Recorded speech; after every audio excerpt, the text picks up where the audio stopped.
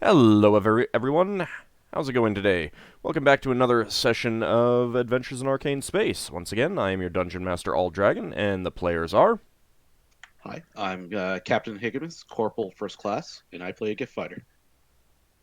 Hi, I'm Davey Big Mac Shepherd, and I play Braxon, who's a human fighter from an asteroid near Brow. Hi, I'm Daikami-sama and I play Solas Ab-Evaha, who is half-elven cleric mage of Ogma. Hey, I'm James. I play Ockar, human paladin of Brawl. Levalithana, an elven wild mage.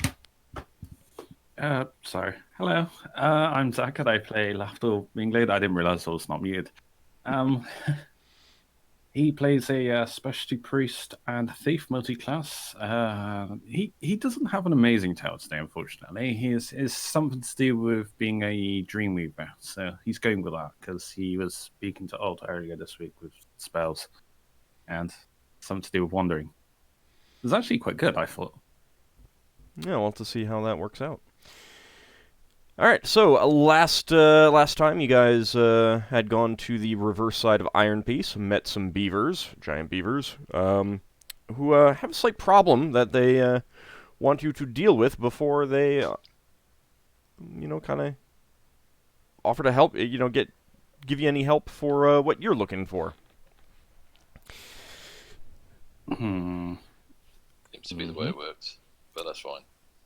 Well, If some beavers are in trouble, we can help. You scratch their back, they'll scratch yours. Yeah, with their incisors. Well, I mean, only if you ask them. So you have with you a warrior beaver named Caston. Verley has already returned to the lodge, and Caston gets on board your the shuttle, and he directs you to follow a few rivers. You take off, and he is kind of amazed. He's clearly never been flying in anything before by any kind of means. Is Caston from the place we're going to? He is just a warrior beaver. He's right. Is he like not like a regular beaver? Is he like a sergeant or something? Someone that's slightly not your average warrior beaver? You did not pick up any kind of ranks. He is basically just guiding you to the nearest lodge. He's a witness anyway, so I guess that's why they throw him on with us. Okay. And he directs you to follow a few rivers, which you do from the air. It takes you not a great deal of time to get to the lodge, but during the course he does say that your vessel would never get to the most distant lodge that he's going to be directing you to. You'll have to take a raft from the closest place that you can land this ship.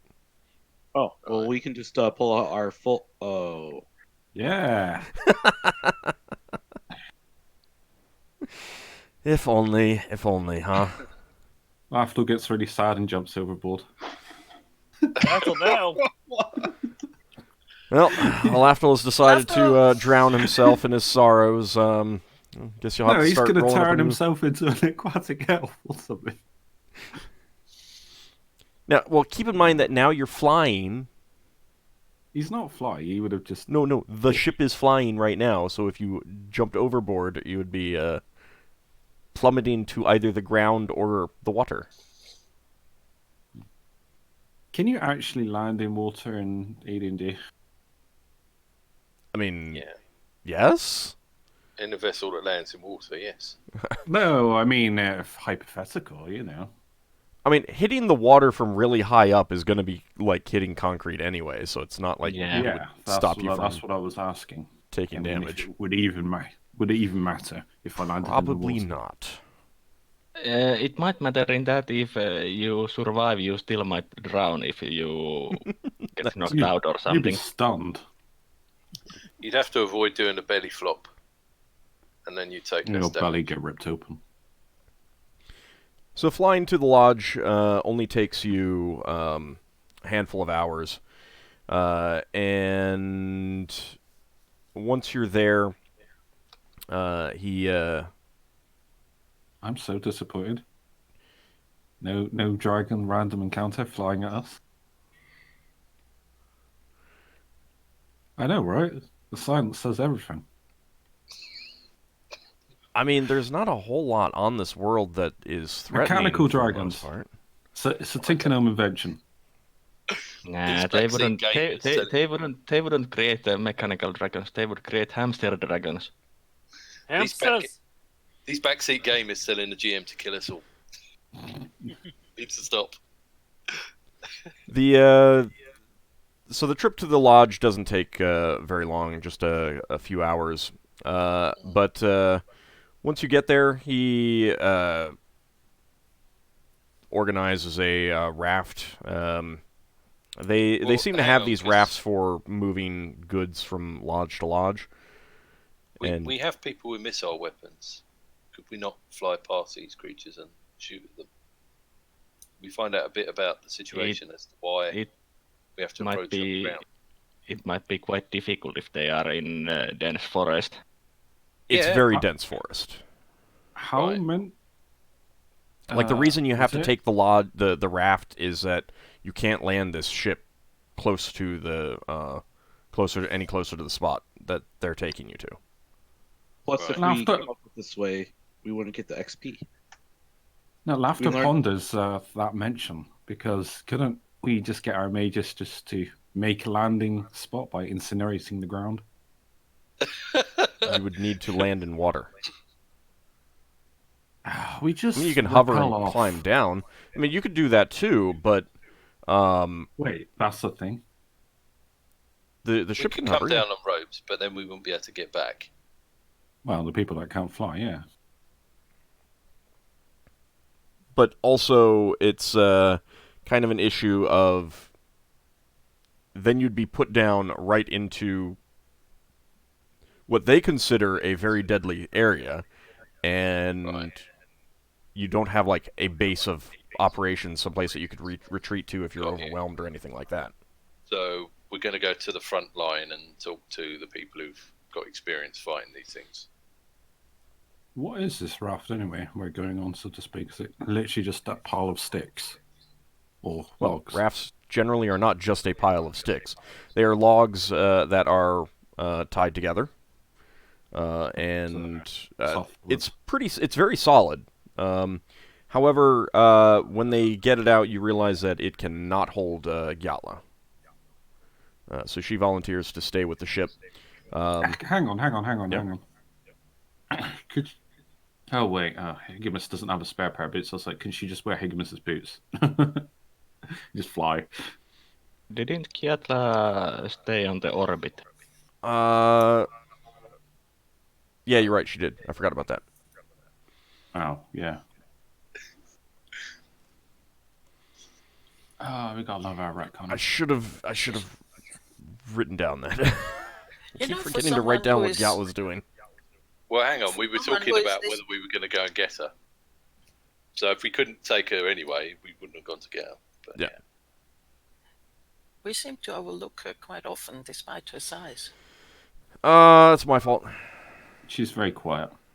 Lafdul's often quite impressed by this. You know, how can such a big lass be so quiet? It's Yeah, all Braxon sometimes forgets and sits on her boot. All right, so the raft is prepared. Caston tells you that he will be guiding the raft, and there's a few other beavers on there to help pull it. And he estimates that it will take you a pretty long time, most of the day, to get to the lodge.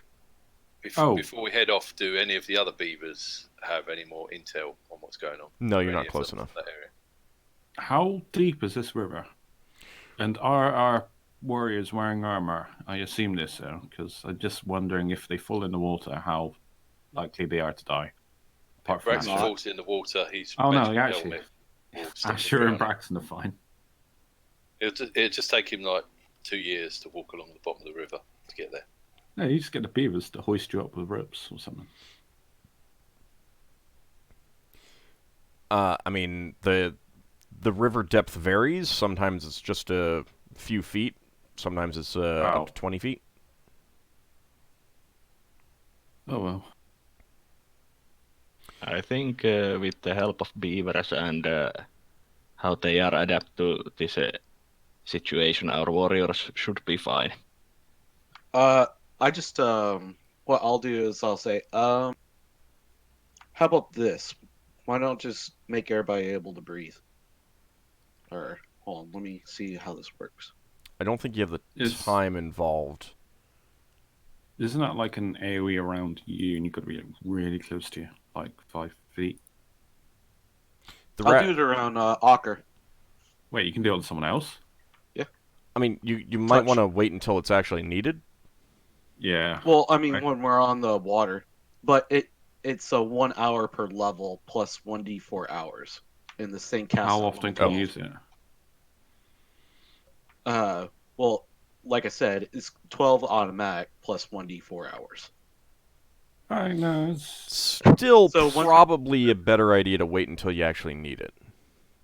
All right. Unless the casting time is really long or something like that. I mean, like casting time 3, whatever that means. Yeah, that's initiative modifier of 3. That means you can do it in 1 round. It's not like a turn. That means you can do that as your action in combat. But I have to touch them. No. I'm still just saying, like, I mean... Okay, I got you.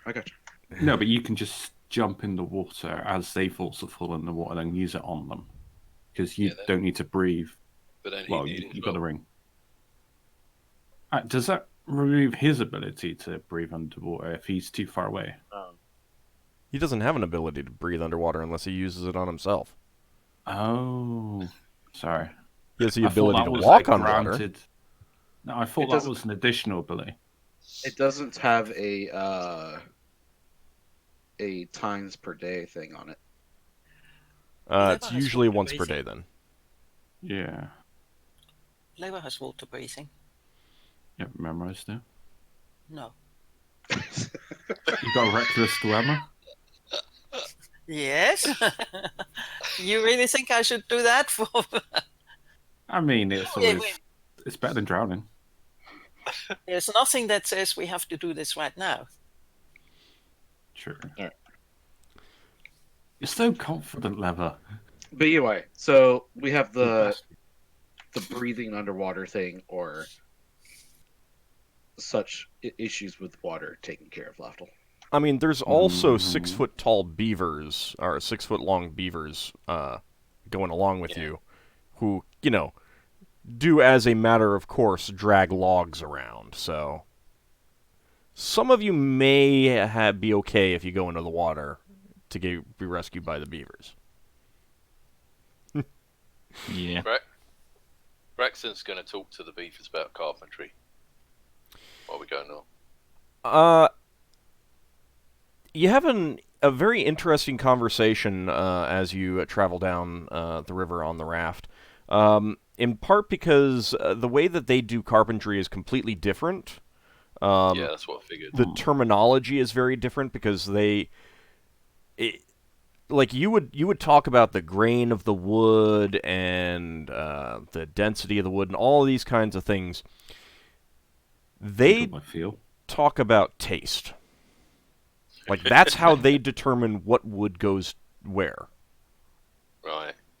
That's a good method, in my opinion, if you can do it by taste.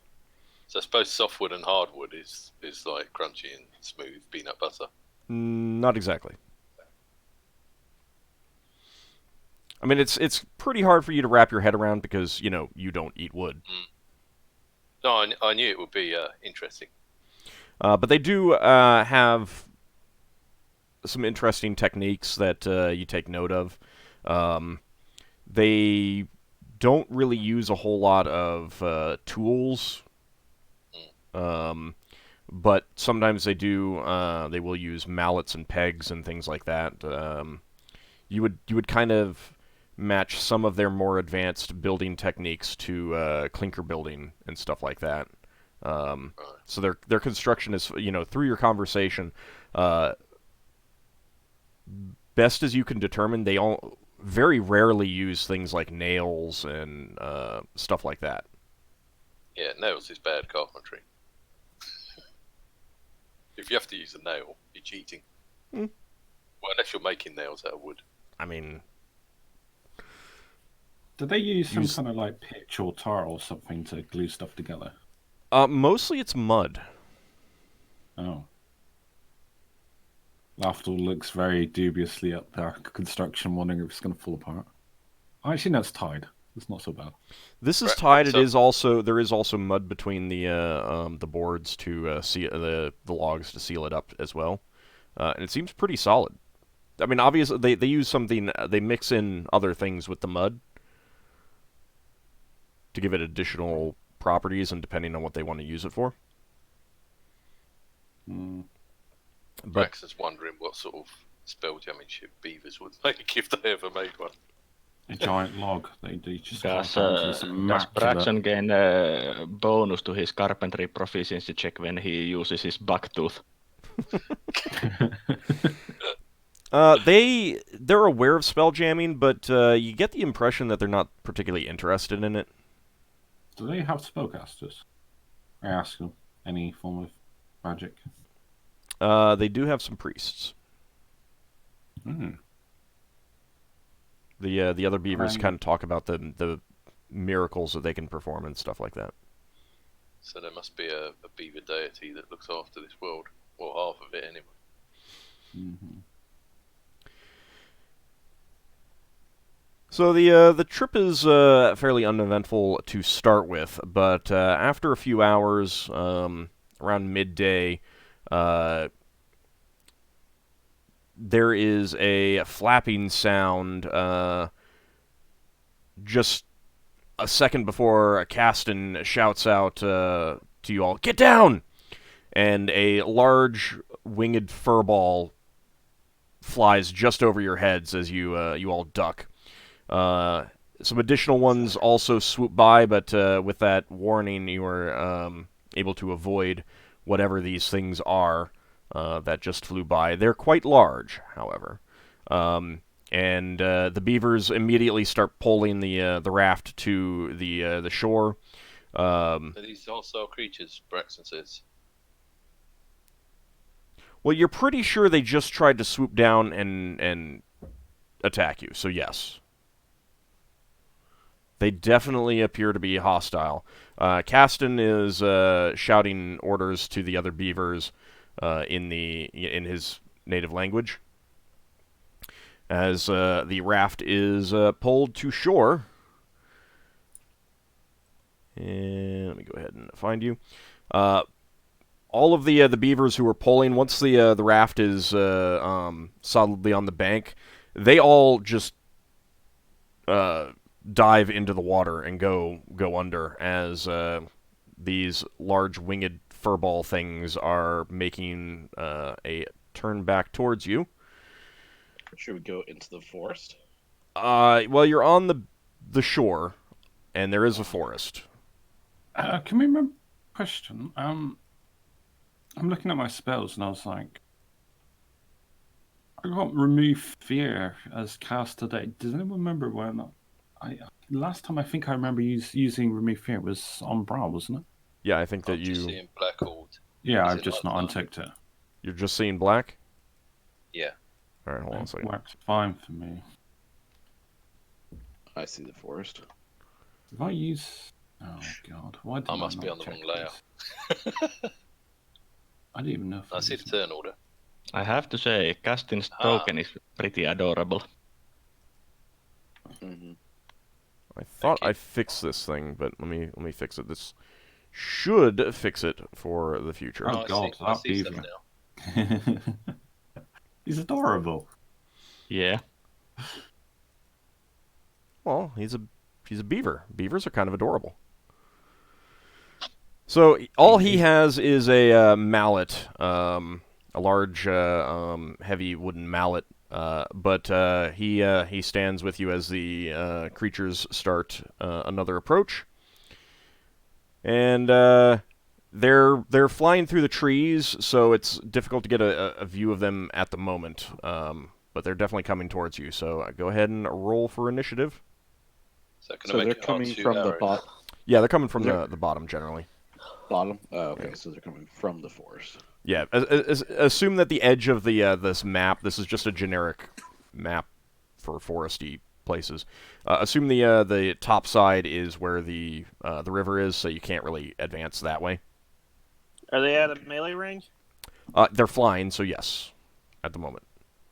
Okay, I'm gonna roll for my crossbow then. Okay.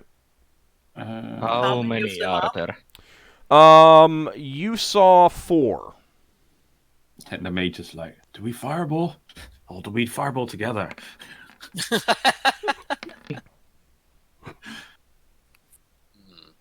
How's the terrain for something like vortex?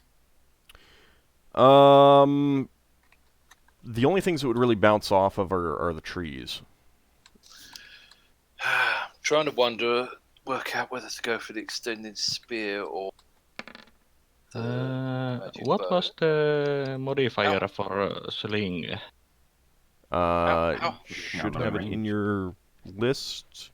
It's not on the weapon speed for the. Did magic +1 provide any bonus? Yeah, so it should be a 5 if it's +1. 6 is normal. +1 would be down to 5. Okay. How low are these things flying? Um, I need to know how far away these are. right now they're sweeping back around and coming towards you. They will, when they get close to you, they will be low enough for you to strike at them with melee. Why don't you use your bow or your gun, like you complained you never use? Yeah, I I'm- wasn't complaining. I was just saying I never use it. That's just not using it. Oh, I've not put my finger on my turn track again. Higgimus would Um, think that you're very intelligent if you use your gun first. Yeah, I should use the wheel-lock pistol. I haven't used it for ages. Ignore this row. I'm putting 9. Okay. Oh. It might. I rolled 9 twice. Braxon figures it might put them all off, so he's going to use his wheel-lock pistol. Okay. Lafdul's aiming with his bow, but if they don't get within range, can he hold back or wait until 1? They will definitely be within range. The only issue would be a case of cover because of trees and stuff like that. Yeah, I'm only using regular arrows, so I don't really care if I lose them. Yeah, I mean they're within. They're generally when you're in a situation that will likely devolve into melee, you're almost always going to be safe using a bow. Bows have really long range, so. Okay. Yeah. Let's see. I guess I need to roll for Sinrae. There we go. She's going to be using a bow and normal arrows. Are we forming a wall, so to speak? I ask. They can fly. Yeah, but a box then. All right, Caston just moves up with his mallet, ready to attack when they come within range. All right, Leva, your turn. I will cast vortex.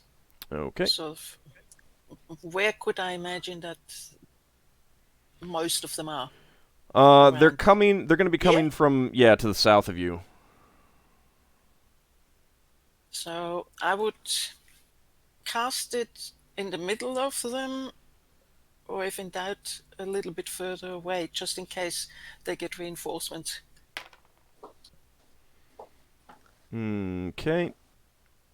You're casting it at level +1.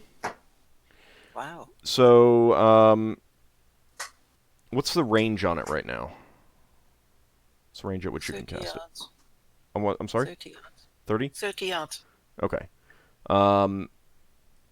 Yeah, you can see the first one of these creatures approaching, and now you have a pretty good view of it as you finish casting the spell. You realize now that the flying furball creature is in fact a hamster with enormous bat-like wings and a mouth filled with jagged fangs, and it has very nasty, sharp claws on its paws. Oops. Damn gnomes. Oh, it's adorable. Just don't let it hit you. So it looks like a vampiric giant space hamster. A vampiric. Lafdul gets very, very sad when you mention that. Maybe? Alright, so you're going to cast Vortex at the first one? I guess so. I mean, nothing is going to happen anyway at the moment.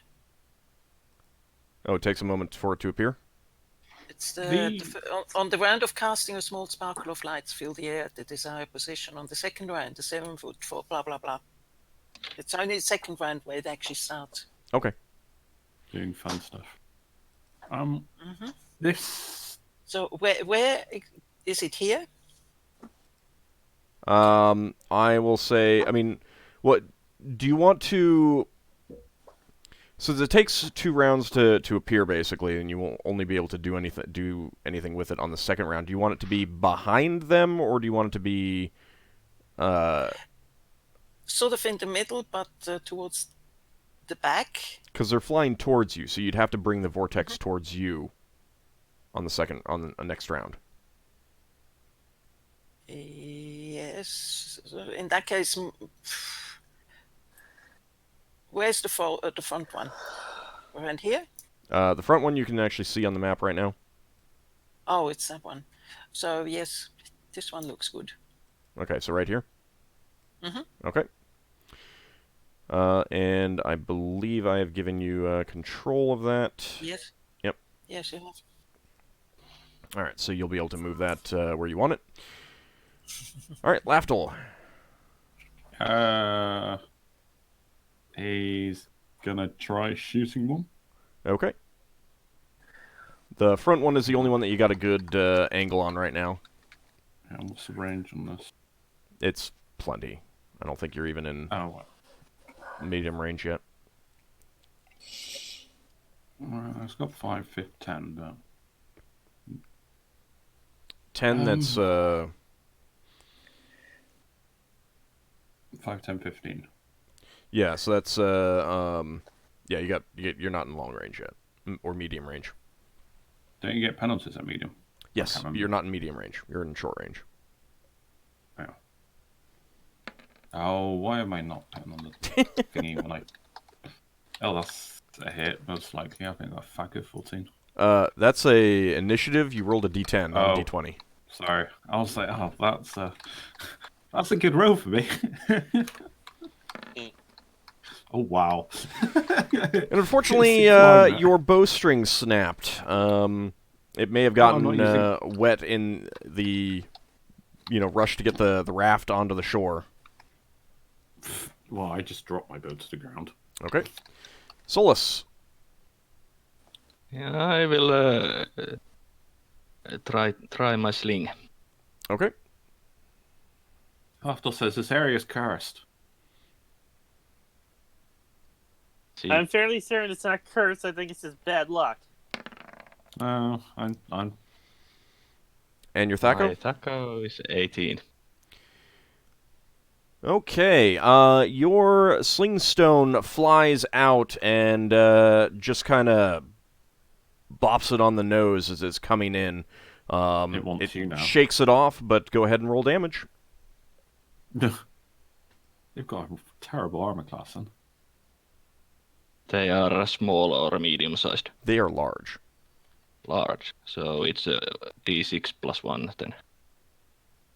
Oh. Large hamsters. Slings do more against large.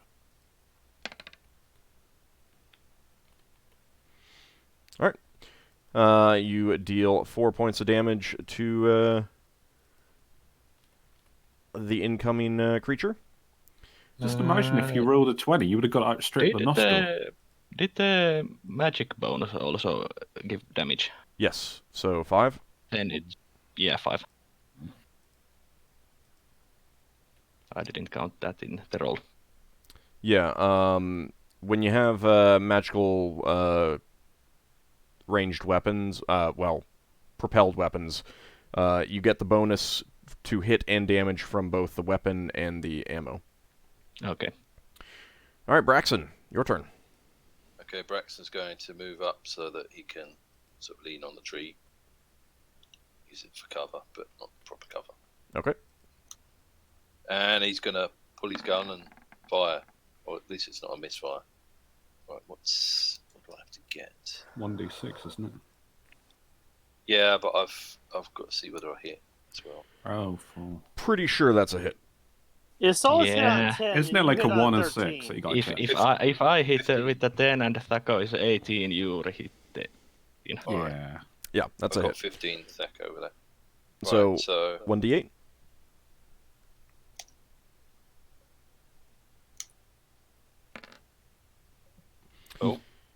Oh. Unfortunately, I shot his ear off. you just winged it a little bit. Yeah. it Does the bang seems- cause any distress in them? It does not. Damn. They Oh, are they work giant with- space hamsters. They work with Tinker Gnomes. There's bangs all the time. They're used to it. Sorry about this, Boo. Gonna have Not to your turn put yet. down. Oh, shit. They are advancing, but they do not get to you, so you can go ahead and take that roll. You can now see the other ones coming in behind it. I can? Yep, you can go ahead and use that roll. It's fine. Okay. I decided that they weren't they're flying in and wouldn't get to you in quite this round. Okay, so...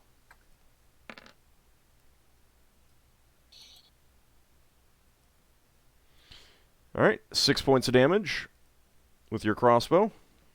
Mm-hmm. Your bolt flies out and slices through its flank as they are approaching. Higgimus. Alright. Is that in the tree? I mean, it's Alright. fine. You don't have it's as long as you're not like standing completely in the tree. I don't mind Yeah. you being like.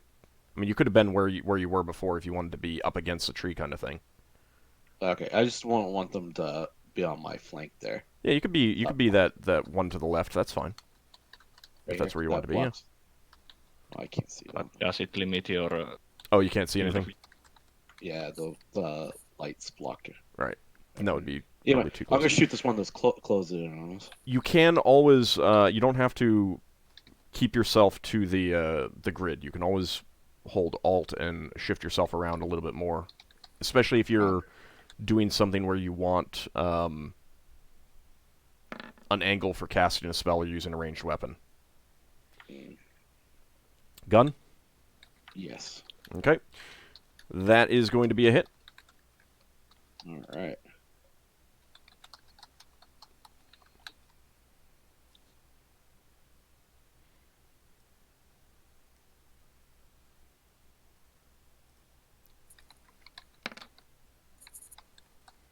Alright, 7 points of damage. And with that, you aim and fire. Your bullet smashes into the skull of this giant flying hamster, and it collapses to the ground dead. But there are still more coming. Lordy.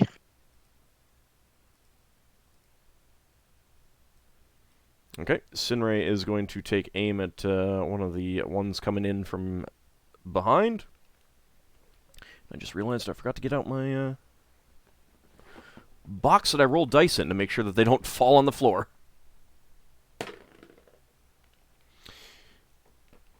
And she misses. Alright, let's see. Lafdul does not get a second attack. Solas does not get a second attack. I think that's only Sinrae who's going to get a second attack. And she misses with her second arrow. How long did it take to reload a crossbow? It's a light crossbow, correct? Yeah. Yeah, you get one attack every round. Okay, good. But you're pretty sure that these remaining creatures will be in melee range this round, so... Okay. At this point, they're also low enough that you could move up and melee them, rather than waiting for them to get to you if you wanted. Okay. Ockar's gonna drop the crossbow and gonna draw his longsword to get into melee. Okay. Could I have drawn both my weapons because my bowstring snapped? Sure. I'll say that you could do that.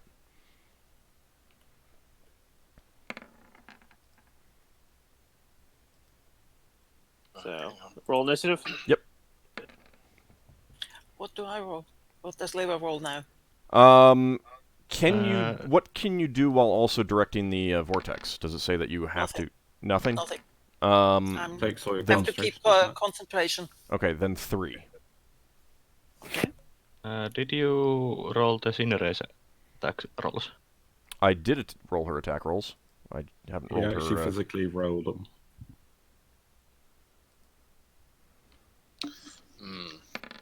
She's gonna stay back and use her bow, however. Get the exact same initiative. Yeah, I've been getting the same rolls this Same. morning. I think it's time for button 3, but I've just stuffed up my attacks per round on my sheet. Now it says spear. You're instead actually of going to hammer use per your round. spear. Oh, there we go. You ever going to learn how to use a spear? Just out of curiosity. Might do. Oh. Right, it's 3 per 2 rounds. Right.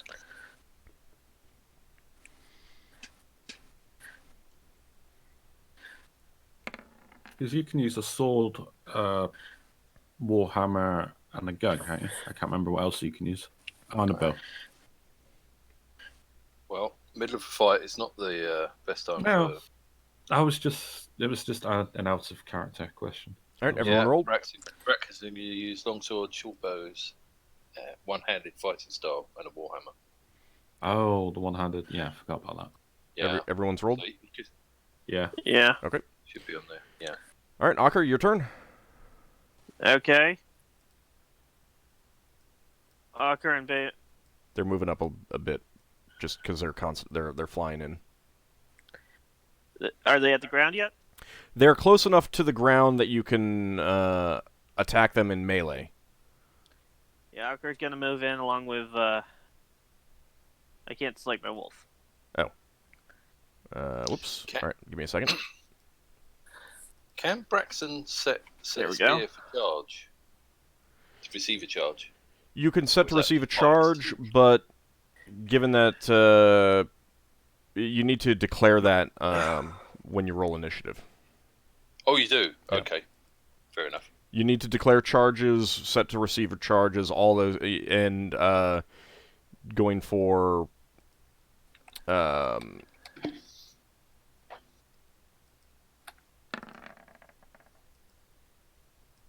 called shots. You need to do all those because they change your initiative. Right. I believe setting to receive a charge is -2, so a -2 bonus to initiative. I'd have to double check that though. So Ockar, you swing your sword, and unfortunately, maybe some Told of you it was cursed. the water spray from rushing the raft into the onto shore got the grip wet or something like that. But your sword just slips out of your fingers and it goes flying. However, Beowulf does manage to leap up and bite at the flying creature. It's 2d4 no matter what, right? Yeah. For Beowulf. Yeah. After that, Ockar's going to save command word to summon of his spear so he's not completely defenseless. Where did Does you your sword leave your come back to spear? you? It's strapped to my back. Okay. Keep in mind that your spear is 12 feet long. That's the only way I can carry it. All right. It's going to be poking up something fierce. Yeah. Especially when going into buildings and stuff. Have you ever been When to we the go into Buffalo buildings, he'll ride? strap it to Beowulf. All right, Braxon. Wow. And he'll It's even worse. he'll put a He'll put a padding on it. Also, actually, I could just leave it outside the building. I can summon it at will. Yeah, just yeah, you could. I suppose. Hey, look, a free spear. So look what I made off instead. What? Why is it disappearing out my hands? All right, Braxton, your turn. Yeah, I was just waiting for them to finish. Okay, right. Braxton's going to. Can Braxton reach this one? Yeah, you can. Okay, Braxton's going to charge him with the spear then. Like, I don't even need to say where I'm holding it. I could just call it to me. Well, but it has a actually mile charging? range. It has a mile range? Yeah. It doesn't call it from Okay. anywhere. It has a Then mile it was range. probably on the raft, and then I called it. All right. Oh. There we go. Okay. Stab, stabby. Oh, yeah. I have to roll. Yeah, that helps. I was so involved with moving my icon. Oh, this is Ooh. gonna be a faculty check. Ooh. Yeah, I do need to know what your Thaco is. Well, there's no way that's going to hit it. No, I yeah. mean, you don't know until you tell me what your Thaco is. Solas Thaco hit on an 18. 15. And is that taking into account your non-proficiency penalty, or is that just your basic Thaco? I don't know. That's what I wrote down when I was told about it. So, do I need to modify that? What's your base Thaco? It's further up. Base Thaco is 13. 15? Yeah, okay, so that's taking into account your non-proficiency penalty. He doesn't know about magical adjustment on the spear. No, that is not a hit. You try to stab at the creature, but it kind of pulls itself back with its wings, blasting your face with air, and it's just out of reach. But it seems to be repositioning to dive onto you as soon as it can. Caston scampers over with his mallet and attempts to smack it as it's doing so. And Caston manages to hit. It's just like the old days. He gets a good whack on the creature's belly as it's diving back towards you. Lafdul, your turn.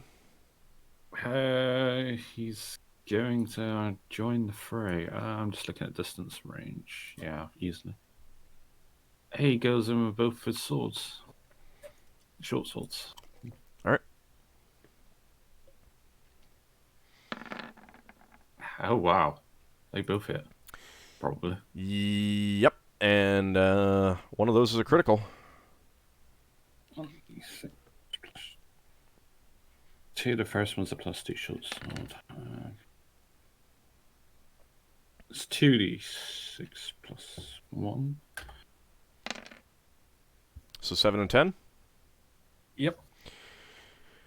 All right. The creature has just landed and is clearly about to try and claw and bite at Ockar with its huge clawed paws and mouthful of fangs. And you just run in and stab it with both of your blades, and it shudders and dies. Yeah, kill stealing off Ockar. That's a personal win for me. Leva, your turn. Well, that was the one I was going to hit with my vortex. So, let me see. Leva can tell you how much the vortex will move, and you have to roll where it will move to. If everything goes according to plan, Leva would like the vortex to come here. Okay, put it back to where it Attack was. the one that, was it here? Yes. Yeah. So over towards So the one to the right. Yes, that's 35 feet. Okay, do you want high or low? Oh, God, high. Okay.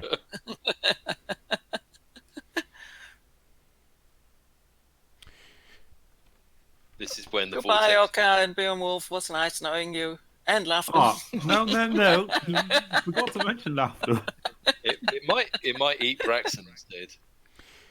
All right, so you wanted it to go. Let's see. East. It is not going in the direction that you wanted it to, unfortunately. But So you wanted it will it to go 35 feet. Just a moment, let me check again. Oh, it's like the fireball Yes, all over again. that's 35 feet. So that's... It could go over here. I wouldn't mind if it goes over here. You wouldn't mind, but it moves right next the to vortex- Braxon. Oh, wow. If the vortex rips off Braxton's clothing, I'm actually going to sulk. It's going to rip off your armor instead. It is really close to you, Braxon, but not quite touching you. Oh, it's Braxon, actually get out gotta of the go through. way! So it is Yikes. entirely okay for you to say that you always want me to choose the low, or go low kind of thing, or go high or something like that. Otherwise, I'm going to ask you every time. It's a 50% chance, so I'm just going to roll the dice and then ask you what you want. Yeah, ask Otherwise. me. Okay. Well, we also forgot to roll for the duration of the vortex, so I don't think that makes much difference because it's 10 rounds plus 1d4 Yeah. rounds. Right, this combat's going. Yeah. It's definitely not going to last that long. Uh-huh. All right, Solas, your turn. Can I move while using the sling? Yes, you can. It was the 3 squares. No, you can move more than that. Okay. I will move in Oh, it's here. just a bow. And I will use my sling and attack the one that is on the left. Okay. I thought that was a 20. I so did. My THAC0 is 18. All right, that is not a hit. Okay. And it almost hit Braxon anyway. Yeah. I think, Braxon, you're having a bad day. I think Lever secretly has been trying to assassinate Braxton for the last couple of years. Entirely possible. Entirely possible. Nah, she just wants to get rid of Braxton's clothes. I just need a room together or something. All right, Braxon, Just get it over and the done with. the giant hamster. It lands right in front of you and attempts to claw and bite you. Right. And it does manage to hit you with one of its claw-adorned paws, ripping into you for 4 points of damage. Ouch. Would there be anything Braxton could do to grab hold of it and pull it over him into the vortex? No, this thing is about Maybe the not size this of a round. bear. Right. If you're a Higgimus, you might be. Yeah. I'm thinking like a judo move where you Oh, why me? use your opponent's weight against it. Yeah, I mean, unless you were you had proficiency in that kind of thing, then no. I mean, you could certainly try. I'm not saying you can't try, but it is the size of a bear. You're not proficient in anything like that. It's going to have a low chance of success. So, Lafdul, the last one swoops around the tree and lands and attempts to claw and bite at your face. It's conveniently positioned. And it does manage to bite you. Why on earth did it roll if it got through my armor class? Alright. How much? Oh, helps if that die is not at an angle. It's not counted that it fell off.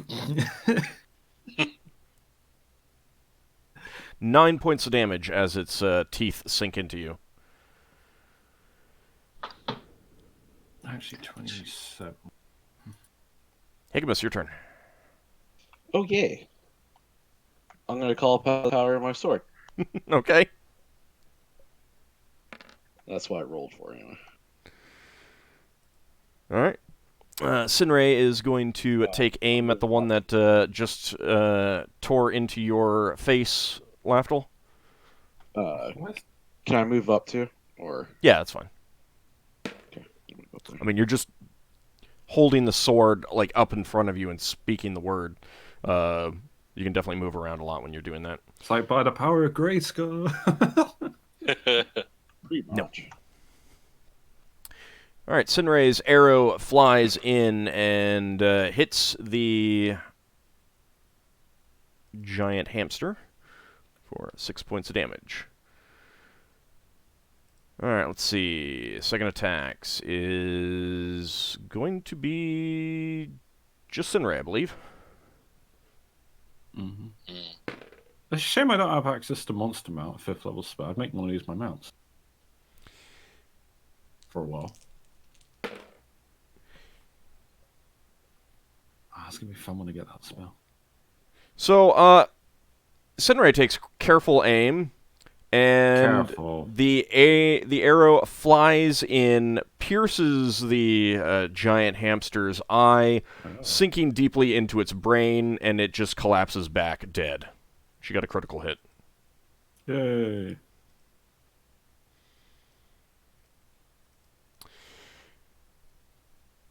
All right. Initiative for the one remaining giant space hamster.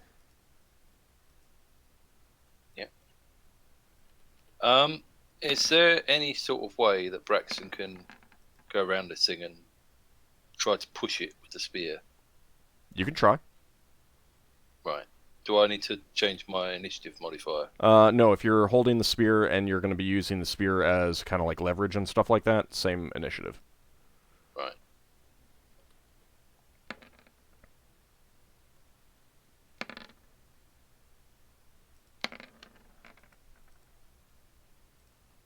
Totally figures. The one time I want Leva to be slow, she's going to be fast.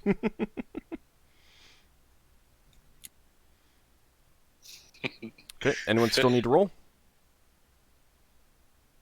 No. Alrighty. Higgimus. All right. I'm gonna move up a little bit and then throw my daggers at that thing. Okay. Uh, So you're dropping the these sword.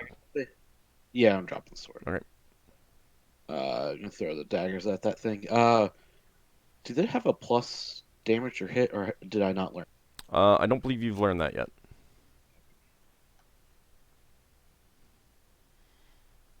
I'm gonna roll for both of them right now. No, you can only. down for It's one. still the second one does go later. Oh, it does. Okay. Yeah.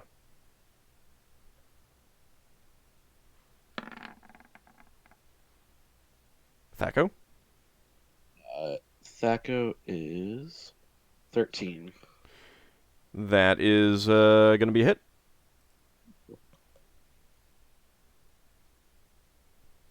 And it's a D3, right? It is actually not. Oh. But you do not actually know what it is right now. Oh. So I'm rolling it. Okay.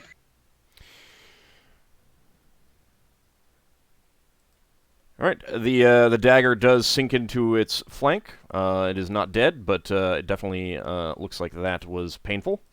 Leva. So it didn't like. Okay, where's the closest big tree? Next to it. How big is the what happens when it bursts? Because you're trying to get rid of it right now, right?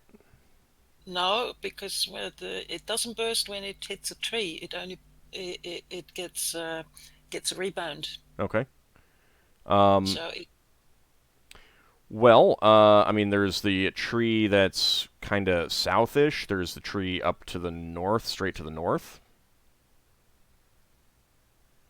southish. You mean this? Oh, sorry, this. Well, that would be going through Braxon and the hamster. If you're trying to avoid them, then this one down here. Could I do something like You go up in the air. have it? Just a minute. I should show you what I meant. Go from here to here, have it rebound, and come back here. You could try. Yeah, Things that's usually rebound at, like, given that angle, it's more likely that it would rebound this way, though. fine. Think so? Yeah, Yeah, given it's the not a straight. angle. Oh, it depends what part of the tree she hits. It does, Yeah. but given the angle, I mean, if you... I would make you roll a spellcraft check to get this right, basically. If you All want right, it... let's do that. Okay, so you want it to rebound into the hamster. Yes. This is like a trick shot in snooker. Yes. Yeah, Levi is doing a trick vortex shot. Yes. Don't you know I'm the local champion? Alright, give me a spellcraft check. Should I start rolling up my new character now?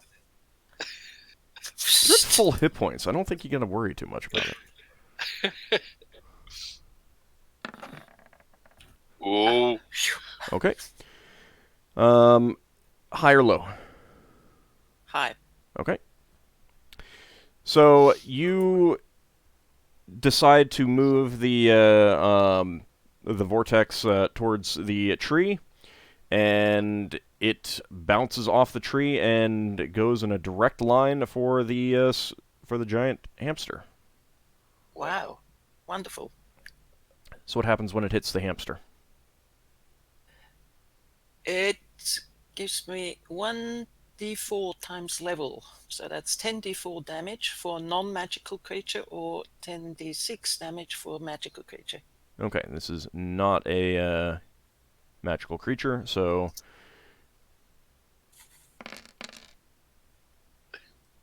Alright, so so it moves down, hits And the it tree, explodes.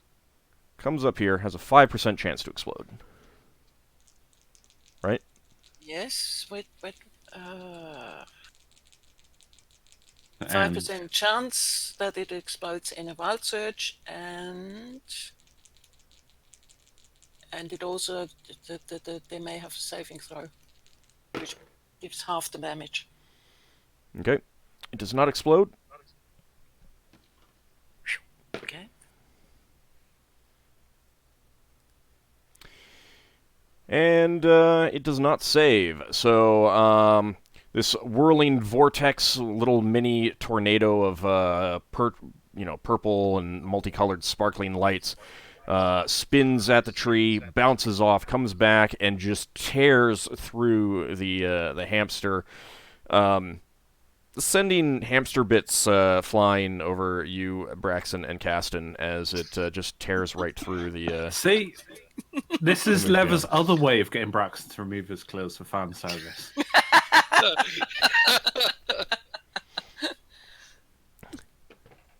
Caston gives an audible kind of, eep kind of sound of, oh crap, what the hell was that? As it tears right through the hamster. Since you can't actually end it, I would say that you basically just kind of push it off in a direction away from you guys until it dissipates. Is there any more of these It doesn't around? actually tell me anything about. It says essentially the spell stops when I stop my concentration.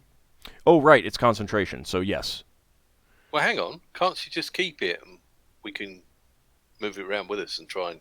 Not long enough. For like the next Right. 10 minutes. She would be. Yeah, she wouldn't be well, able to Also, walk she can't Just anybody move while area. she can't move while she's more concentrating. fast. Oh, I'm sure Higgimus can carry her. No. No, actually, that would disrupt her concentration. Yeah, we've Be- gone over this before. Yeah, being jostled by an almost 9-foot tall humanoid carrying you, it's not going to do it. So we need to get Lever a flying carpet. So, Levi, you're just going to stop concentrating? Yes. Okay. It moves off and slowly starts to kind of unbalance itself, and all the wisps of sparkly magic just kind of spin off and dissipate into nothingness. Brax is going to tell Caston to get back from it. Oh, he Everybody's already was moving away. And all the viewers are disappointed that there was no wild surge. I mean, I'm disappointed there was no wild surge, so, you know. But there were hamster bits flying. Yes, yes. It always depends on what the wild search would do. Hamster bits the size of bits of bear-sized hamster. Yeah. Does that mean that tulips are going to grow where that creature died then? Hang on, What? are these good eating? Well, Lafdul back will be on the obverse of Iron Piece, you did hear of Spaham, which Oh, Yeah. was made from Spaham. space hamster. Yeah. I just rolled for cooking. We can Level make spaham. is looking whether she can actually cook them. You could, but do But beavers eat the- these? Just out of curiosity. beavers eat wood. Yeah. And fish. No, Yeah, actually, they don't eat that's what- fish. Don't they? I thought they did. I don't believe so. I believe they're entirely vegetarian. Herbivore. Alright. I'm gonna look it up just out of curiosity. All right.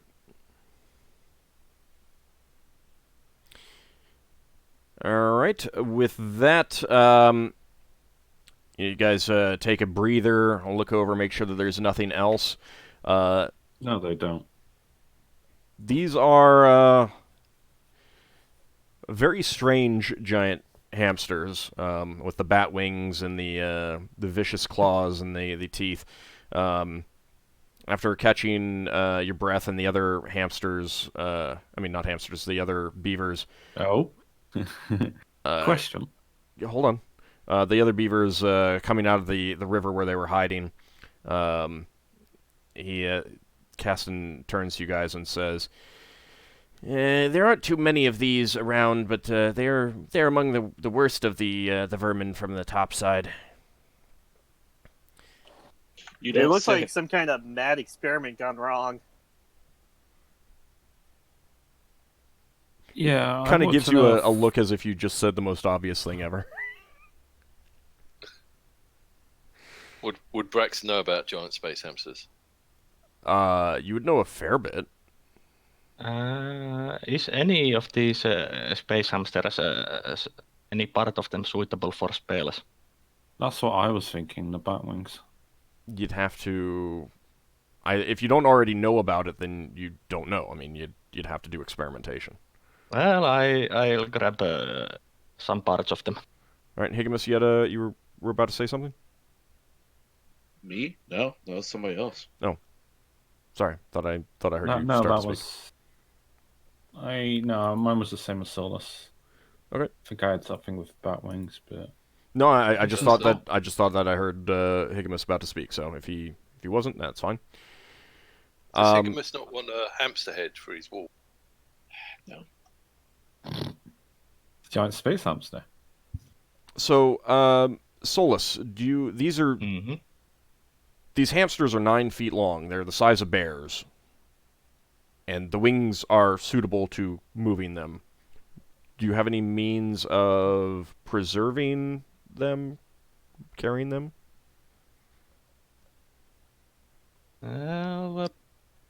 Not intact, since they are quite large wings, but I think I have something that I can take bits and pieces of them. Okay, what are you gonna store them in, and how much are you getting? I'm getting a clay jar full of wing bits. Okay.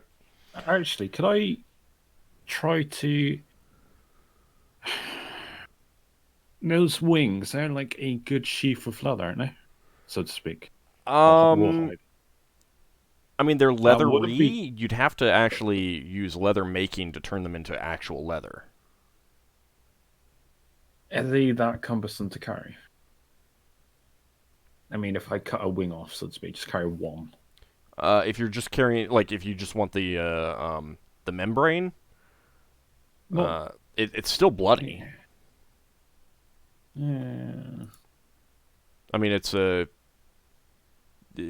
a I'm not a leather worker, so plane of screw it. I'll leave it. flesh, skin. I'll do it when I'm a leather worker one day. Okay. I'm not doing anything with it. When you grow up. Yeah, it's after I'm taking jewelry. Oh, that's gonna be a long time. Yeah, so this is like 4 levels away. So When you grow up, so Leva will quickly cast you the enlarge spell.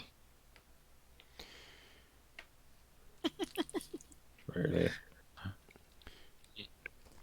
So Caston encourages you to return to the raft. why don't we just get like a haunch of meat each, or something for the people that want to eat them? I'm gonna grab a piece. Well, you'd need to cook Just it. up. Yeah, Do you no. need a treatment, Lafdul? Oh, I'll regenerate it. Okay. You can do it to Braxon now. Yeah, Braxon did take small bit of damage. Braxon did take some damage, yeah. I will try to heal Braxon.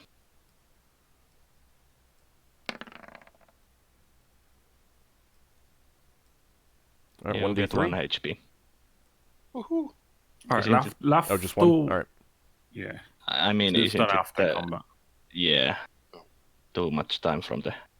Yeah, good point. Lafdul's going to take a small, curious piece of Ah. meat, and he's going to wrap it in some cloth and put it in one of his pouches. Just something to Okay. taste later on. Braxton's going to go back to the river and try and get the bits of hamster off.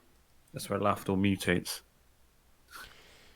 All right, you spend a little bit cleaning yourself off, and then get back to pulling down the river on the raft with Caston. Caston tells you that most of the hamsters that have made their way to this side of the world are fairly innocuous. Just have to deal with the occasional stampede, but they don't eat wood, so they don't need the beavers and the hamsters don't actually compete.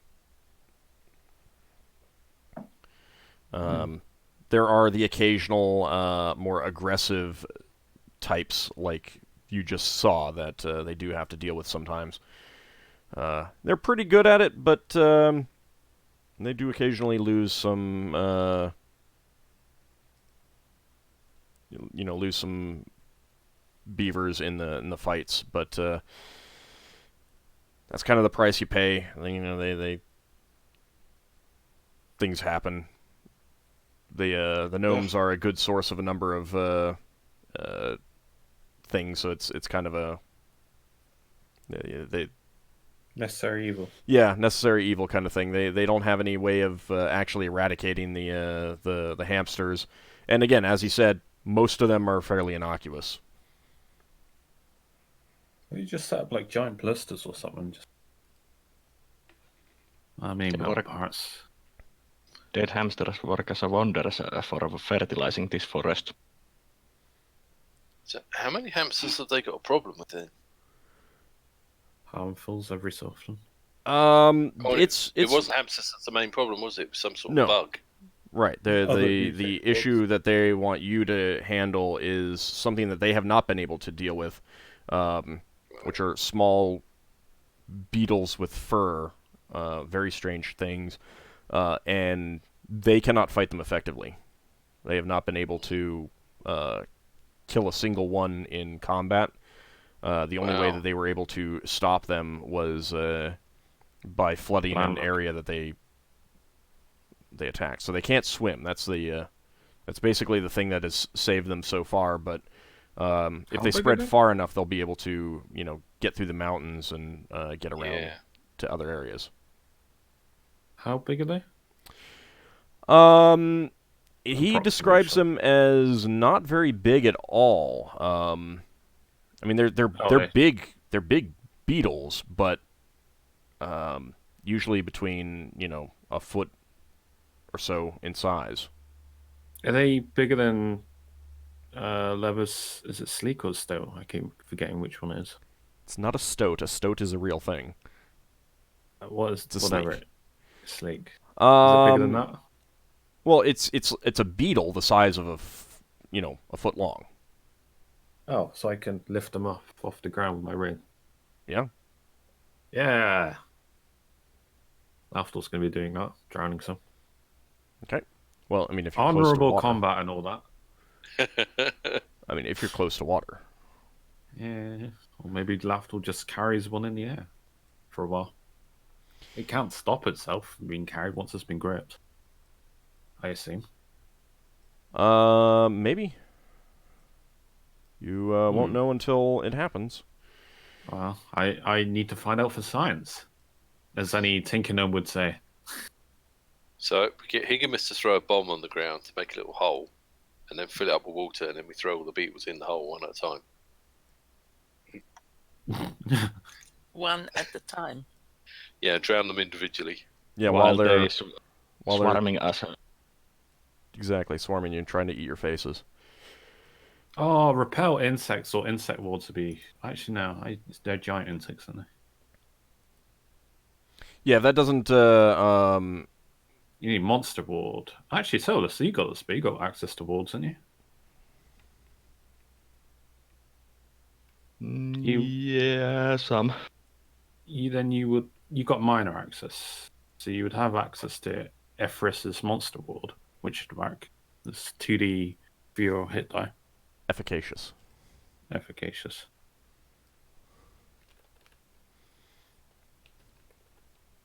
What I level mean, of if you're spells that was? third. I'm just thinking, if there are loads of them, if we need like AoE spells, I'm just thinking of just useful spells. I mean, if they're little creatures, we could probably just stomp all over them. Beaver said they can't hit them, but that might be because they don't have magical weapons. I mean, they're also beetles. Beetles would have a pretty tough carapace and stuff like that, so won't know until you actually face some of them. The rest of the raft trip is uneventful, and you get to a narrow lake. You see at one end there is another beaver dam and a beaver lodge in the middle. The trees are pretty heavily overgrown here, so you can see obviously there would be no way to get your ship to land here without serious harm to the vessel as it plunged through the branches of the trees.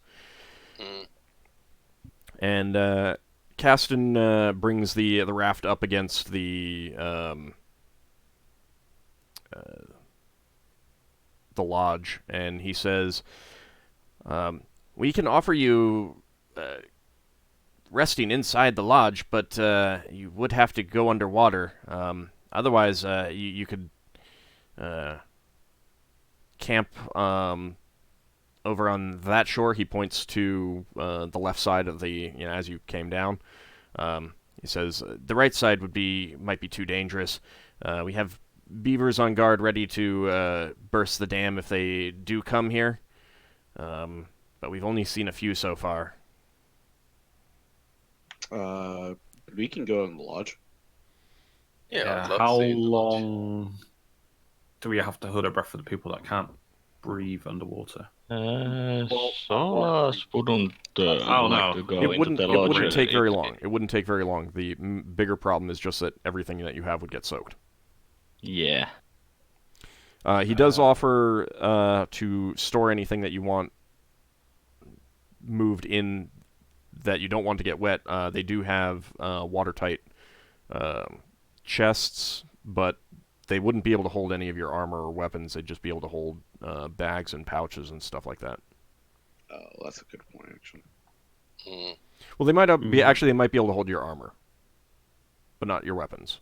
Most of your weapons. I left my camping stuff on my ship. I don't think I would have taken it. I don't think this is going to be more than a day. Well, then I guess in that case, maybe we should rest outside. Yeah. I mean, there is comfortable forest in there. Yeah. I mean, I don't have anything too valuable that...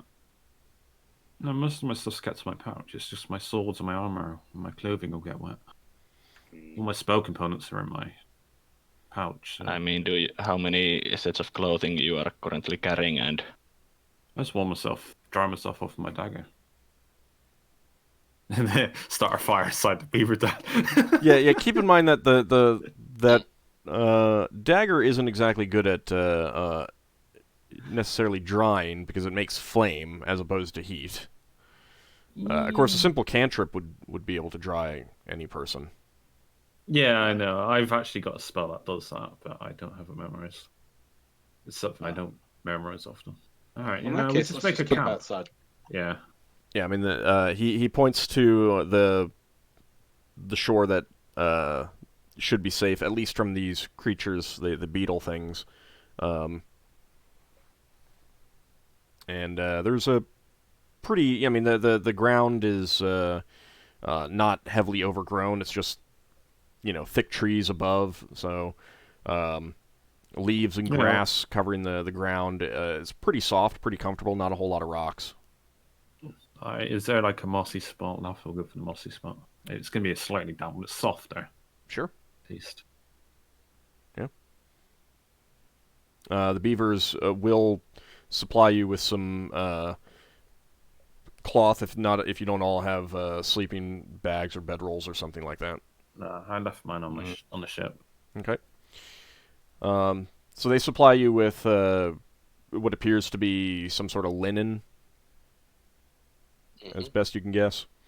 It's a little scratchy, but otherwise fairly comfortable. I will say I assume I've healed up. Yeah, by this point you have. I would say to Braxon to use one of the temporary potions because I'm regenerating it tomorrow when I rest. Oh, okay. I've got 7. They just float around, so it's... Just roll the 2d4 plus 2. Yeah, I've got to find. Hang on, I just got to find it to. Well, how injured are you? He's only injured by 3, but it's gonna expire because one always expires every day. 2d4 plus 2 heals a minimum of 4. If he's injured by 3, he doesn't need to roll. Instant heal. All right, so you bed down for the evening, and the sun sets. Caston says that he will meet you as the sun rises and describe to you what you can expect as best he can. He'll also be bringing by another beaver who can tell you what he knows. Lafdul's going to attempt to cook this piece of giant hamster. Okay. He's not a cook, so he's going to fumble around. I mean, you could ask Leva. She's a cook. I don't know if she'll agree, but I mean, you could ask her. I ask her for advice at the very least, if she would be willing to offer advice on how to cook meat. I mean, without the cooking proficiency, you can put meat over a fire and that's pretty much cook it. You just might burn it. Not... You can eat it, kind of thing, as long as the. I just want to see what it tastes like. That's all. Okay. What do you want to end up with? Charcoal or raw steak or what? No, just well, I say a medium because I don't know how far this needs to be cooked, so I just go for a medium. Do you want me to check if it's poisonous? How are you going to check if it's poisonous? I think you could check to see if it's poisonous. No, I'm going to find out. I think we're going to have Lafdul find out. I think detect poison should be able to check it if it is poisoned. Detect poison would detect poison. It wouldn't detect meat that would make you sick. That would be to detect disease, isn't it? Not even necessarily that. Like, I mean... I'll ring it. What's the worst that could happen? Okay. Wouldn't a cooking proficiency check find out whether something is edible or not? Well, cooked enough to not be the primary cause of, like, dysentery or something. I sort of remember we did that once before. Isn't it with, like, working with exotics, since this would be an exotic?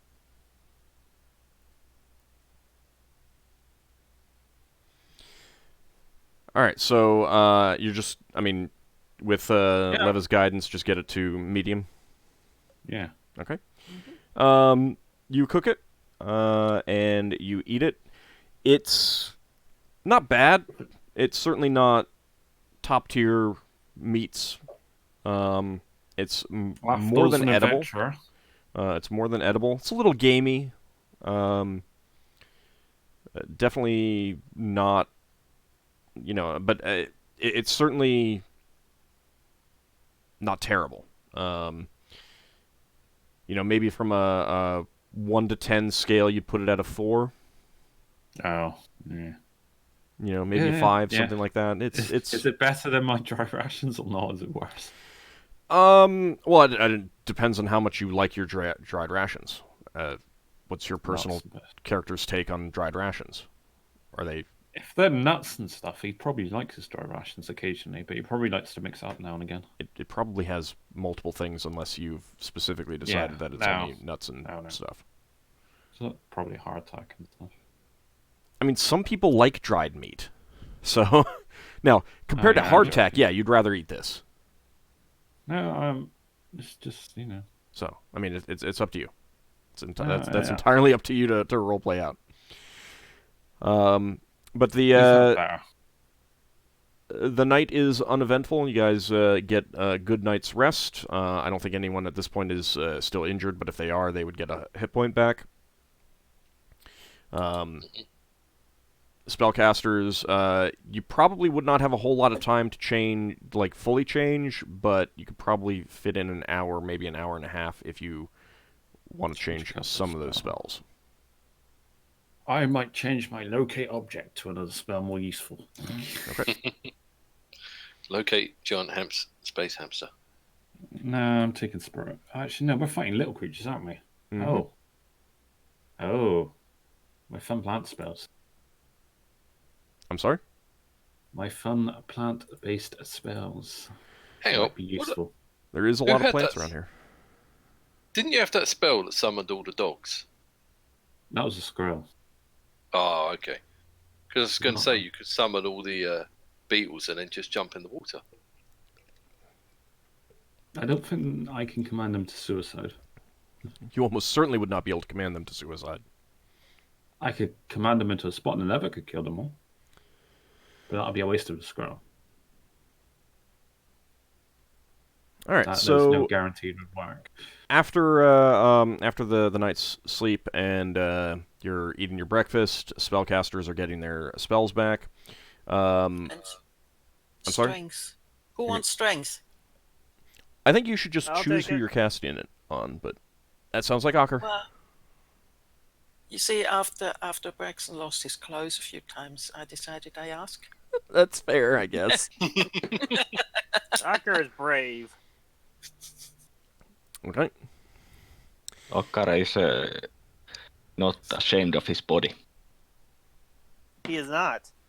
I don't think Braxon was ashamed of his body. He just got pissed off that he had to buy his new clothes every time. Yeah. It only happened once. 1830. Ockar. Although I am going to speak with animals memorized. That might be useful. Okay. I don't think these works on insectoids though. I've not checked that. Maybe I should check. All right.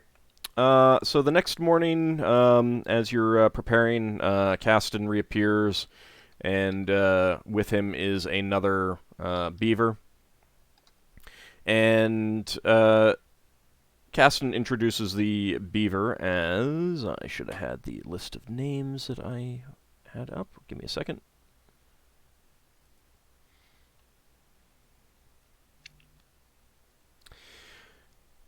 He introduces the other beaver as Giompt, and he has you can see some obvious scars from fighting some creatures on him. He's clearly another warrior beaver, and he says to you, "We greatly appreciate your help in resolving this crisis that we are facing. We are definitely worried that if this isn't ended quickly, these creatures will spread well beyond this small area.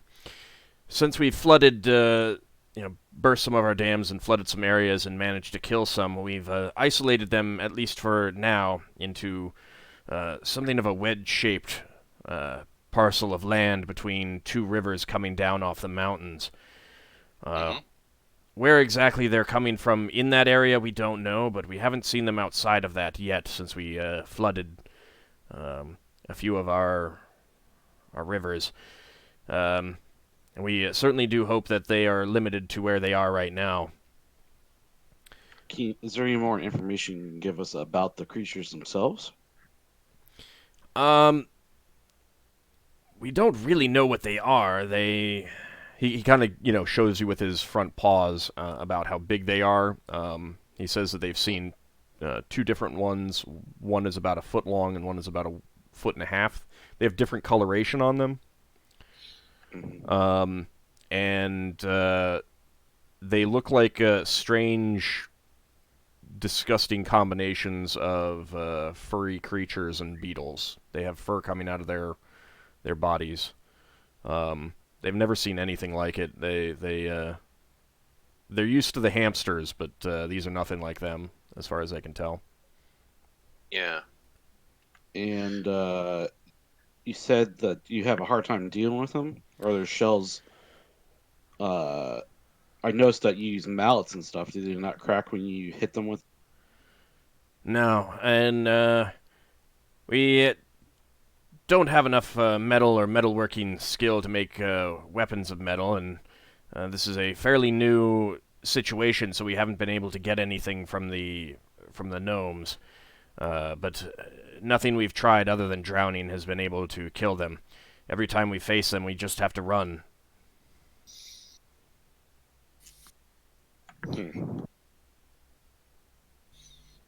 How are they doing with fire? Well, we haven't been able to try fire. I don't know how it would work with them. We don't really have anyone capable of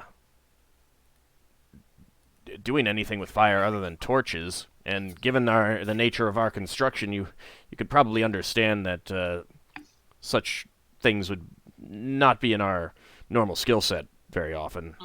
Yeah. I can see that. Have you got any people that know how to build traps? Well, we don't have much need for traps since we don't eat meat. We just eat wood. Mm-hmm. No, not normally, but it might help you. It might help you contain these things while we go off to investigate. Maybe Well, I mean, pits that they fall into.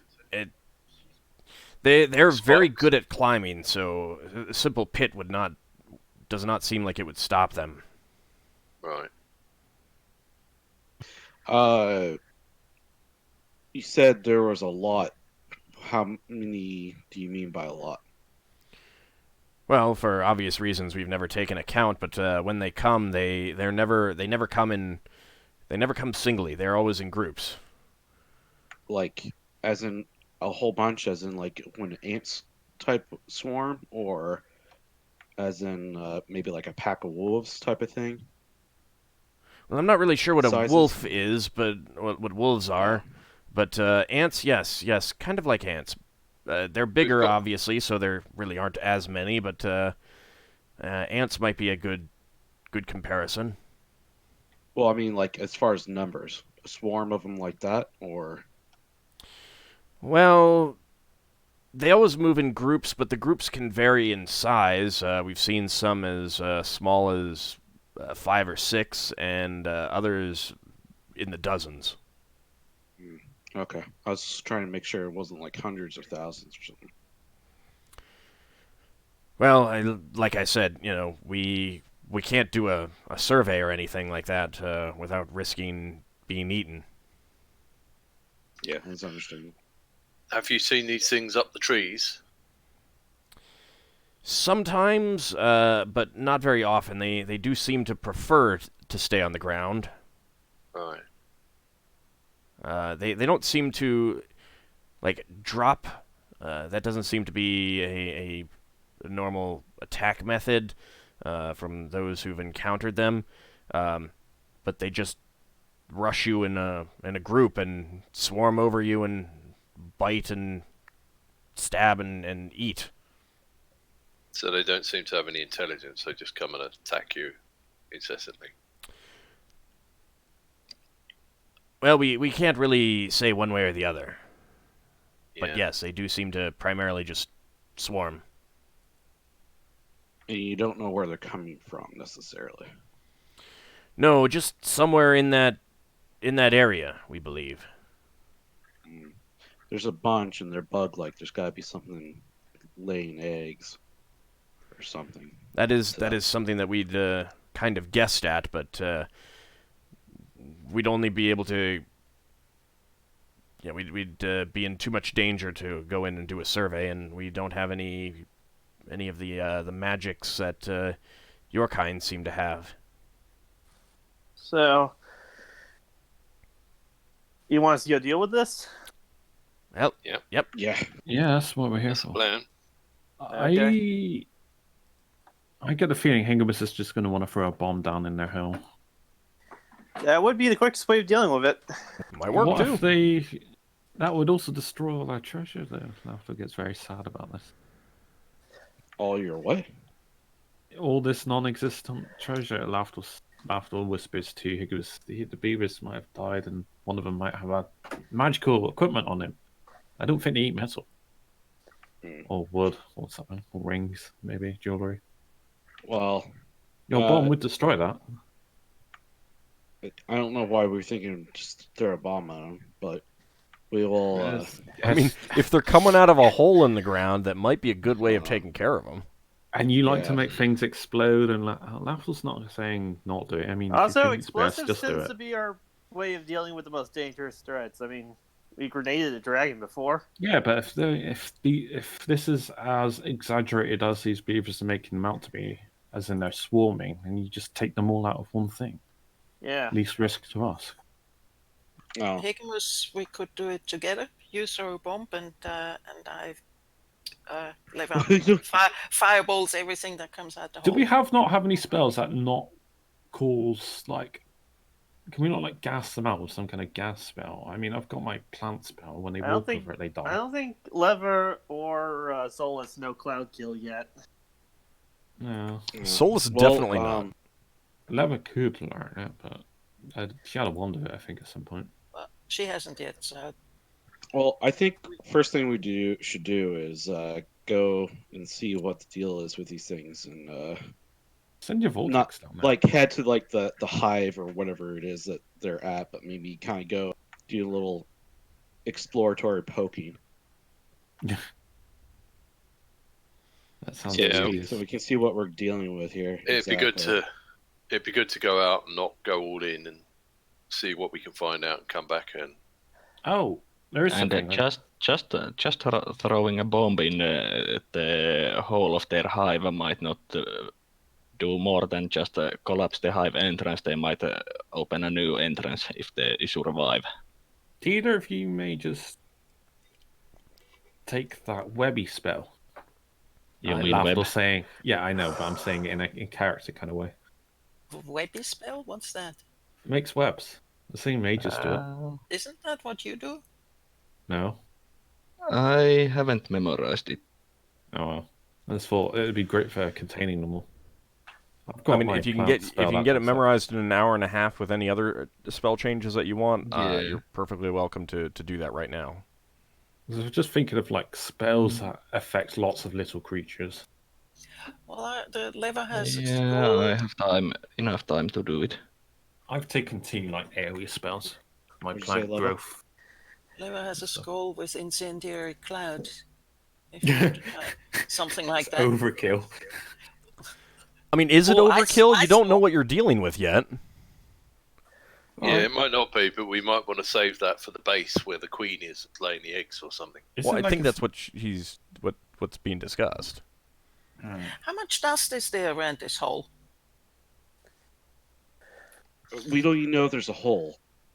Oh, okay. We Because need I to have- go and we need to find out what we're dealing with. is what the deal I is. guess we go over.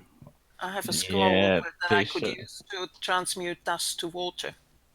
Scouting Please, mission is a go. Oh, that might be actually really powerful.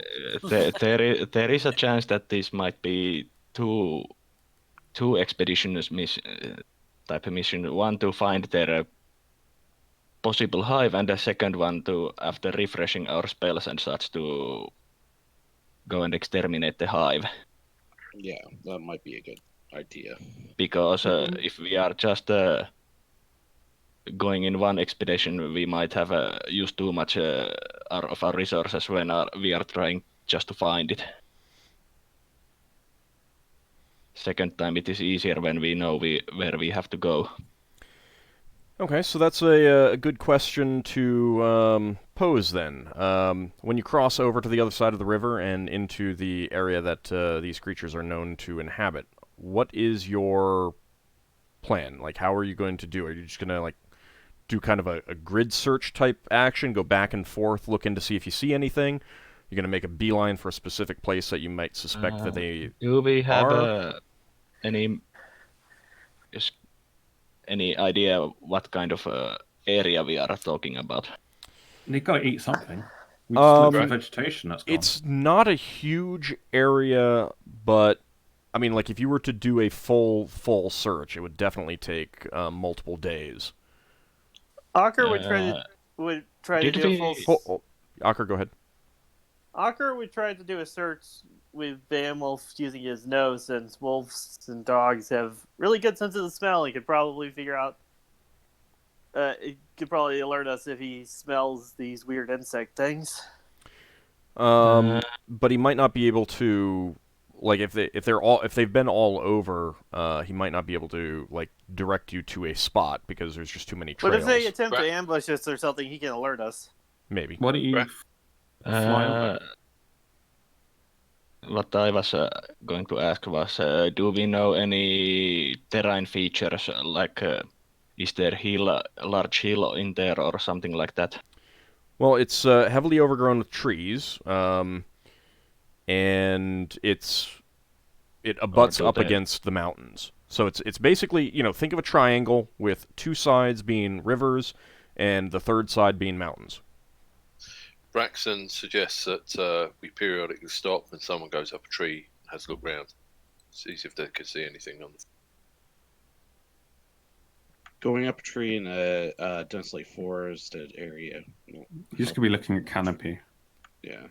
If there's Well, an animal nearby, I could try speaking to it. I'm not talking about going all the way to the top of the trees. I'm assuming there will be animal trails or stuff. Let's ask the Maybe, beavers. but you also do these things come down animal trails, or do they actually go through bushes and stuff like that?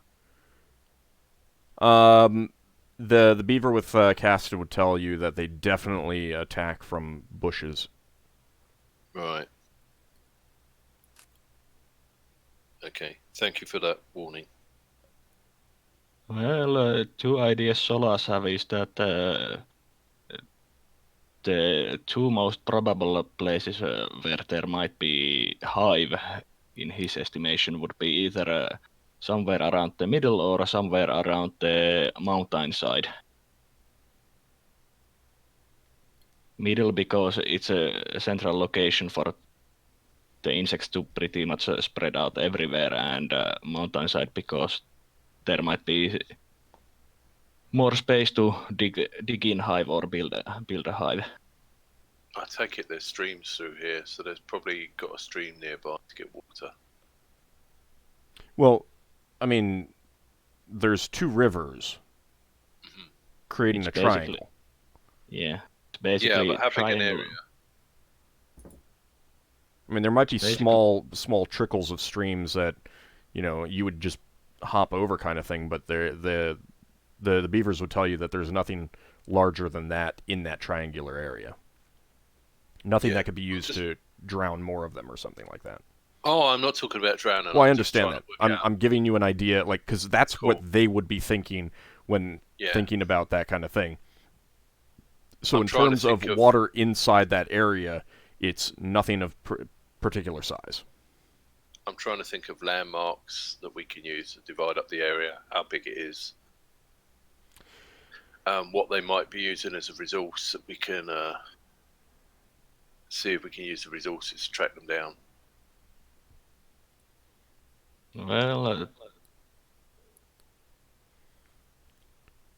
To a certain extent, you'd probably have to go in there to find any of those Yeah. landmarks. Changed So it would be up kind of my a thing of, spells. okay, yeah. we've now discovered that there's this very unique tree. It's taller than the others, or here's a hill that would be visible from the tops of other trees because it's pushing all the trees on top of it up, or here's a stream. We'll know that that kind of thing. You'd have to go in there to find it. The beavers don't map things out that way. Right. So they've not really explored this area because they're mostly working on the river and near the river. And they don't need to go there. And they've lived on this world for a very long time. This area is known, but it doesn't have anything special for them. So beyond the rivers. So I mean, like, I wouldn't expect beavers to go up mountains, right? Because there's no reason for them to go there. So it's just one of those places that they can go to, but there's not much point. Yeah. Right, got you. You are close to the edge of the planet at this point. So these mountains that I'm talking about, they're the mountains on the edge that ring the whole planet. Yeah, that's one reason why I was thinking the mountains, because that might be where they originally came, and is most likely where they originally came. And they get very... You don't really have, rolling hills and then foothills and then low mountains and then high mountains. It's more of just forested plain. Obviously there's some rises and little ridges and little hills and stuff like that. And then, boom, mountains. Tall mountains. Oh, Braxon's going to ask Giant if their people have seen anything like a shooting star landing in the mountain recently. He tells you that you'd probably have to speak to the astrologers back in the capital. Right. Certainly he is not aware of anyone having noticed anything like that. Yeah. So, again, the question still stands. When you go to the other side of the river, what are you going to do? Exploratory mission, search, going back and forth. Yeah. Trying so to find something. A methodical kind of thing. Yeah, methodical. We could revise this if we see anything out of the ordinary. Okay. Lafdul's going to find an animal and see if he can ask it. On the other side? Yeah. Okay. He's going to look for an animal and use speak for animals to see if they can narrow it down. Okay.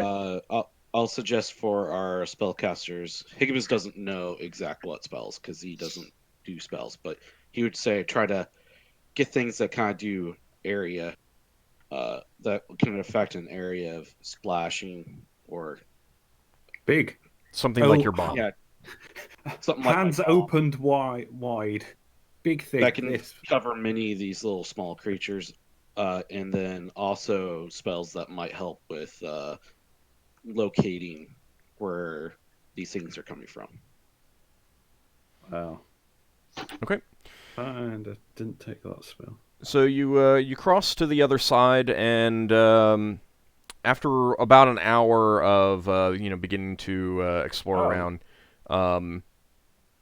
you realize that you're not hearing any of the normal woodland sounds. There are no birds. You're hearing some insects, but not even that many. You haven't heard any scampering squirrels or anything like that.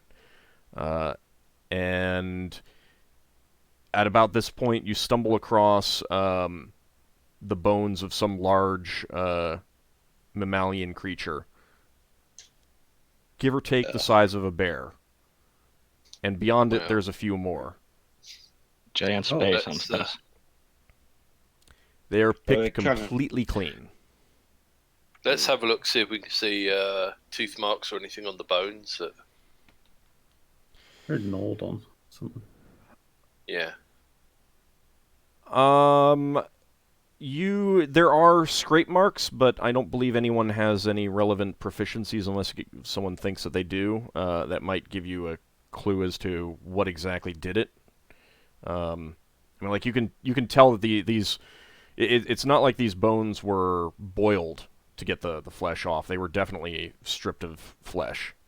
You can see some scrape marks, but you can't tell whether that was done by tools, teeth, claws, something else.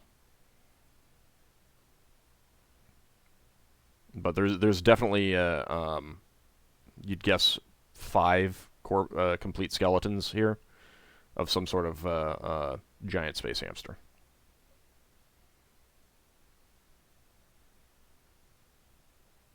Could Lafdul, I could make you invisible, and you could go and no, scan. I was thinking of there is another spell because we would have how long we were at an hour and a half. I would have had time to change the spell. It's only a level 1 spell. Yeah. Could I use locate animals or plants to find them? Does that? 100 yards plus 20 yards of level. But it's a specific animal, right? Or specific type of animal? Yeah. Yeah, I think it finds the closest approximation. Hang on. While the it's like chance of locating a specific type of animal depends on the details and the circumstances of the local. Right. The point is like you say, I want to find the nearest deer. I want to find the nearest rabbit, kind of thing. Yeah. Can I just say the nearest type of giant beetle? That might not be specific enough. Let me look it up. How about when we've seen one? Giant furry beetle. If they say they go far. How about when we've seen one? Maybe the idea is just to narrow it down. No, it would just find a dead corpse. Yeah, but this is I'm taking a spell, so it doesn't find their corpse if you are not looking in that direction. Oh, can we hear bird song and? I said no. You couldn't. Other animal noises? Sorry. It is very quiet. Dare I say, too quiet. Yeah. If we make a lot of noise, they might just come to us. Probably reasonable. If only we didn't destroy that certain horn. If only you had not destroyed that horn, yeah. Hey, I say to Sinrae. But you can basically use, once we have fought with one or more of those creatures, you can use the locate animals to try and find more of their kind in one or more directions, since it's a directional spell. Do you really think when we found them that we need to find more? Don't you think that when we finally find them that they come to us? Not necessarily all of them. We might find a scout. We might be happy that not all of them come. But if we are here to destroy their hive. Real fast, you have to. It is a specific type of animal. You don't actually know what you're facing right now, so you would not right now be able to use it. You could cast this and look for the nearest, bear or deer or squirrel or something like that. Judging by how these corpses are, I reckon this area is being picked clean. Judging by how thorough they're being. Should we continue on? Yeah, until we find one. Then I'll know what I'm looking for. Okay. So you continue. Braxon, did you have... Braxon's going to scooch down every so often, look below the bushes. Okay. And then he might go up a tree anyway. All right. He's just trying to see movement. So periodically you're climbing a tree. The trees are pretty easy to climb, so I'm not going to make he's not going to climb all the way. He's just trying to... And through that you have not really seen anything of note. As we're doing this, as we're gradually searching around and stuff, I'm going to cast Idea to see if there's something we've overlooked. There does not appear to be anything that you've overlooked. Oh well, darn good. So as you continue your search, you've moved beyond the skeletons and continued your search, and you start to hear a sound. It's like a soft chittering sound. You can't pick out where it's coming from, however. Can I crouch down and try and listen to the ground, see if it's coming from underneath us? If it's loud or like, is there any vibrations? If there's any vibration, you can't detect it. It doesn't sound like when you put your ear to the ground, you can't hear the sound as well, so it doesn't sound like, it's coming through the earth. Can I put like a vial of something just on the rock and see if the water vibrates? Because that's more obvious. Even subtle vibrations. Your vials probably are not flat-bottomed. Braxon's going to retreat a bit and see if the sound gets quieter. That would be separating yourself from the party. But I mean, it's Only coming about from 10 paces. right, but you can't tell the direction, so. Yeah, so he wants to know if it's behind us or in front of us. That doesn't seem to make any difference. Right. Leva wants to cast safeguarding. Okay. Sounds fun. Well, it lasts 1 turn plus 1 turn a level, so that could be some time. Yep. All right. So you cast a spell. The sound is getting larger. You cannot tell what direction it's coming from. No wild search? I suppose I should have checked that. Did forget to do that. No wild surge. However, it is at level -2, so it's not lasting as long. There's something I want to share. 1 turn is 10 minutes, isn't it? Yes. Okay. All of a sudden, bursting forth from underneath some bushes and ahead of you. Sorry, you didn't have time. You see some beetles about 1 foot long. They have gray carapace, and fur is sprouting from beneath various parts of their shells. They have 8 legs and pincers, and the heads of small wolves, and they rush towards you. And that's where we're going to take our break. Could you describe them real quick one more time? So they are beetles of about 1 foot long, with gray fur sprouting from various cracks in their carapaces, 8 legs and what appear to be pincers, and the heads of small wolves. What the hell? It's and a they wolf are beetle. rushing towards you. And that's where we're going to take our break. We'll be back in about 10 minutes as we get this fight going and see what exactly these things are. Wolf beetles. That certainly is an accurate description of them.